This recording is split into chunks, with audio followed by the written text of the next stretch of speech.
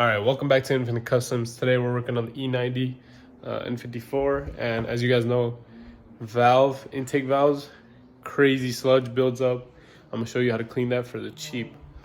All right, so as you can see, my engine bay is pretty clean from the outside, but we're gonna go ahead and take the manifold off and see what's on those intake valves. So your first step should be get the covers off. I've already gotten the upper plastic covers off there. And then we're gonna go ahead and tackle the intake manifold bolts and then the charge pipe. Before you start, make sure you have these two things here, the carburetor choke and throttle body cleaner, and then just regular brake parts cleaner. And you wanna make sure you have the O-rings for the actual intake manifold. You wanna replace these, good idea. You know, you don't want to leak. And then you have some wire brushes and some shop towels. Also, I'm going to be using these picks. These right here. All right, so first step, obviously, take off your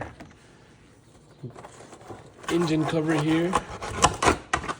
Put that to the side. And if you have to take this cap off, I have a filter.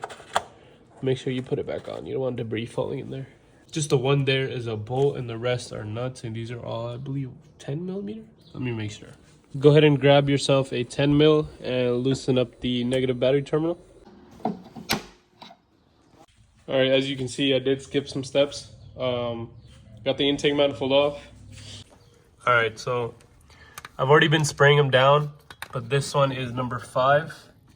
And as you can see, you know, it's in pretty bad condition. I've already been spraying them down. See that one there? You can see the carburetor cleaner sitting at the bottom. All right, take a look at the inside of that cylinder there. And then I'm gonna go ahead with one of my picks here and just get in there and start scraping it out. The heavier pieces are gonna be down here, as you can see. So that's pretty sludgy. I wasn't having any misfire issues.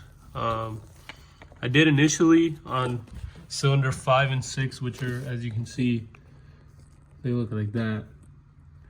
But I'm not having issues with misfires anymore, but I'm still gonna clean them up. This is why having a proper catch can setup is important for your N54. I have a crankcase breather and then a VRSF catch can, which completely stops the flow of oil into your intake system. So I've already finished up these two intake valves here, and I'm starting on these here. All right, so we're halfway through. I've cleaned 1, 2, and 4. Number 3 is they're both open. It's in valve overlap, so I won't be able to do that one until I turn the engine. But as far as the cylinders go, or the intake valves, as you can see, this one I pretty much cleaned. These two I haven't even touched, so you see a very large difference in the walls themselves. So yeah, so the picks weren't really working, and I've been using these two. It's a flathead screwdriver with a little bend to it at the end, so it's nice on the walls, and then this tiny little Phillips. And I brought over the air compressor. So this is what I do here. Let me show you. Grab a rag. I wrap it around the actual rod itself, and then push the rod into the cylinder and hold this as like a blocker, so the cleaner doesn't shoot out, which it did, as you can see on the hood here. All right, it's probably been like 3 hours now. I unplugged the low pressure fuel pump, both plugs, and then plug the battery back in. I'm gonna go ahead and crank it just for a second and let the valves, let the cylinders adjust, and then get that number 3 cylinder valves closed. All right, let's see. So I'm just gonna, that's it. Now that we ran the engine for a little bit, let's look at cylinder number 3 and look at those valves. Yeah. As you can see, they're now closed, and you can see the gunk buildup on there. It's pretty crazy. All right, so I just buttoned it up, put everything back together. I'm gonna show you guys some before and after pics of the valves.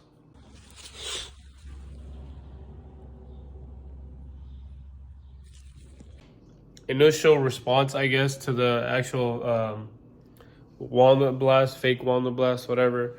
There's no misfire on the startup anymore. There was usually like 1 or 2 little pops and it would misfire, but now like that first start was super clean. So anyways, I did it for cheap, less than $10 and stuff, so that's good.